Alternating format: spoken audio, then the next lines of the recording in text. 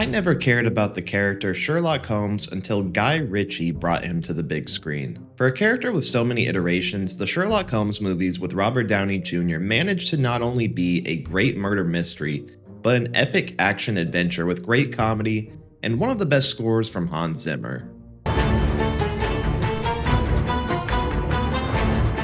And to this day, I wonder why there hasn't been any more movies. Guy Ritchie takes such a unique approach on the series by making it a true action adventure, while maintaining the core aspects of the character. I often found that these first two movies were incredibly similar to the Pirates of the Caribbean franchise in terms of their tone and comedic timing. I'd even go as far as to say that this Sherlock Holmes is as iconic as Jack Sparrow. Yeah, I said it. Every character feels somewhat exaggerated and makes this world feel more alive and unique. This Sherlock Holmes is basically Batman because he feels unstoppable in terms of his intellect and his ability to fight. Obviously, he's not on the level of Batman, but you get what I mean. These two movies explore the loneliness of the character and how he often creates distance between himself and other people. He's unable to connect with others and he tends to annoy people with his antics. He has no respect for boundaries and isn't afraid to make a fool of himself to get what he wants. He's an outlandish character in the best possible way, and Robert Downey Jr. plays into that so well. Are you wearing a false nose now? Tell me that wasn't. His energy and dramatic decisions make him such a pleasure to watch, and it's part of the reason I compare him to Johnny Depp as Jack Sparrow. Playing someone intelligent with a sense of humor tends to be a great role for Robert Downey Jr., so it's no surprise that he was perfect for this role. And I love the way that he does his accent and is able to use his voice to create such a unique take on the character. It's RP, receive pronunciation. He who would hear and now know aught of the new art must fight, toil, care, learn, then take his ease. I don't know how many times I can say, crime scene photographer is what your constabulary requires. A photographer? Indeed. It's also worth noting that the chemistry between Robert Downey Jr. and Jude Law is unmatched. They feel like an old married couple because they are constantly bickering with each other, and it offers moments for great comedy.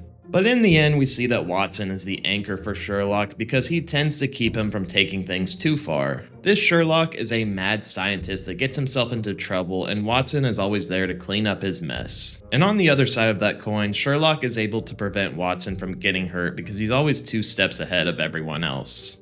Although these two argue like an old couple, they really feel like brothers. Now that I say that, it sounds like incest.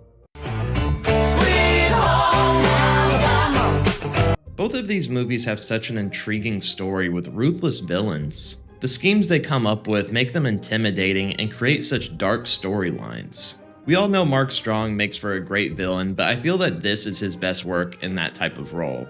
Lord Blackwood makes for such an intimidating antagonist that keeps Sherlock on his toes. He's portrayed as someone with supernatural abilities, and throughout the movie they keep you wondering if it's true. Although that would make this movie feel less grounded, the supernatural elements make it feel like more than a murder mystery. But in the end, he was still no match for the greatest detective, and it makes the audience believe that Sherlock's intellect is unmatched. That is, of course, until we move to the second movie. Moriarty is, of course, known to be Sherlock's equal in all other stories, but the Jared Harris version matches this exact version of Sherlock in the best way possible. He finds ways to torment Sherlock Holmes, and it's honestly tragic to watch. He is always 1 step ahead and is even able to match him in his form of combat.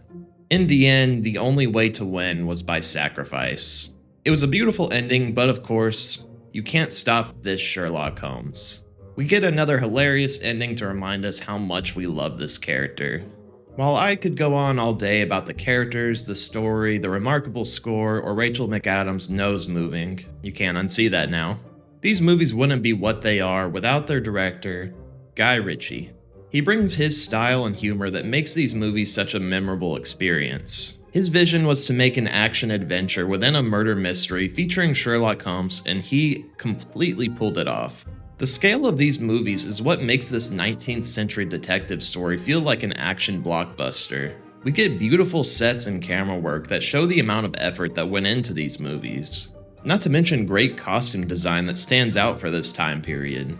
The color and contrast of this murky London really put you in the setting and makes it feel like a signature part of Guy Ritchie's visual storytelling. One of my favorite creative decisions of Ritchie's is his use of slow motion and sound effects. And while I'm not always the biggest fan of directors overutilizing those two things, it works perfectly here and speaks to the DNA of these two films.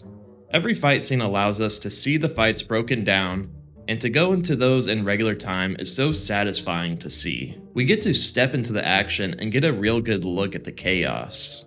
The use of sound effects and sound design are often uncomfortable, but I mean that as a good thing. Quick cuts with exaggerated sound effects are often used in moments where Sherlock Holmes is investigating and gives us an eerie look at the actions of the criminals. And in the action scenes, all the sounds of warfare are isolated and it really puts you in that moment.